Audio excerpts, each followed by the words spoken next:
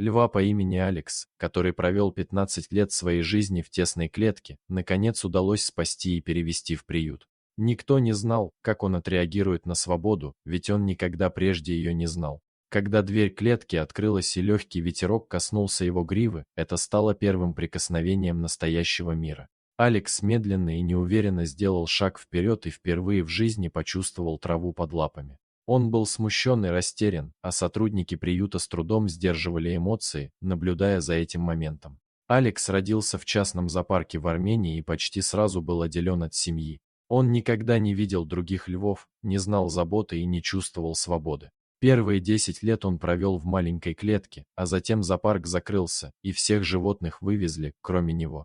Алекс остался один, без еды, воды и укрытия. Местные жители подкармливали его, но его жизнь не улучшалась. 5 лет одиночества, холода и тишины сломили льва, он перестал рычать и потерял надежду. Его шерсть потускнела, а взгляд стал пустым. История одинокого льва дошла до организации Animal Defenders International.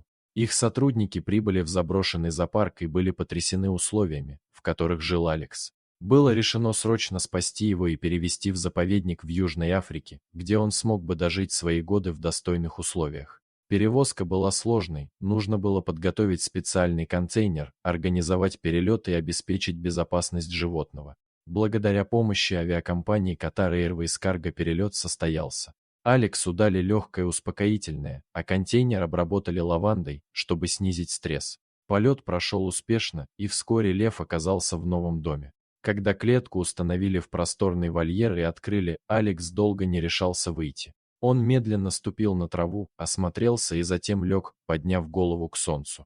Впервые в жизни он смотрел на небо и чувствовал тепло и ветер. В последующие дни Алекс становился увереннее, начал играть с игрушками и исследовать территорию. Хотя его мышцы были ослаблены, он постепенно учился двигаться свободно. По соседству жили два льва, Рэй и Симба. Сначала Алекс держался на расстоянии, но со временем начал подходить ближе. Через несколько недель он впервые за 5 лет зарычал, ответив соседям. Этот момент стал символом его возрождения. Алекс больше не был одинок. Он вновь обрел голос, интерес к жизни и радость. Из самого одинокого льва в мире он превратился в счастливого обитателя приюта, и сотрудники были уверены, что впереди у него еще будут спокойные и счастливые годы.